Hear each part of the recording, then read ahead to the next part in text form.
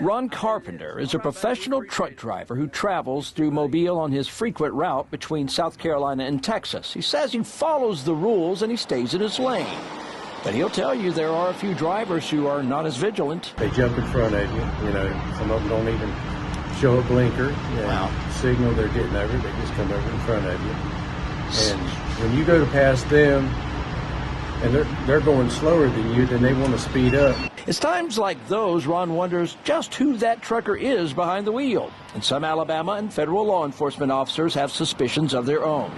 For more than a month now, ALEA has been hosting ICE agents during focused patrols of Alabama's interstates, targeting drivers of 18-wheelers they suspect might not be properly trained or licensed.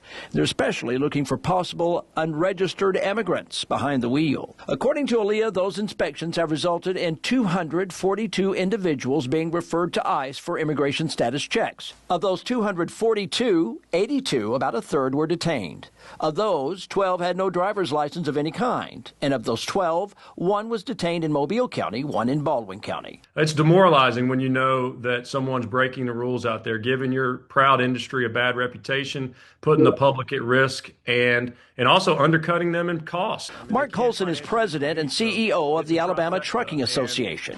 He acknowledges there are companies who hire unqualified drivers to save a buck, but he believes it's a small number. But the damage, he says, can be enormous. I do believe it's a small percentage, just like anything, but they give everyone a bad name. It drives up insurance costs. We already have an overly litigious environment that go after the good guys. I wish they were going after the bad guys because then we wouldn't have this problem. But the good guys are the ones who gets targeted by the lawsuits because they've got better insurance and all that. Colson says he supports the efforts underway by ALEA, especially when it comes to undocumented immigrants, some who haven't mastered the English language. That's been a rule since the 1930s.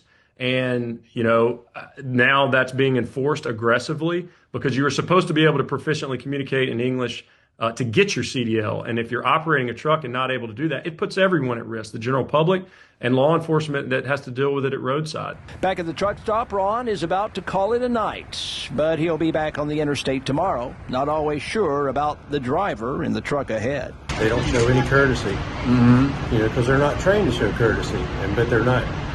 It's like they're not using their heads.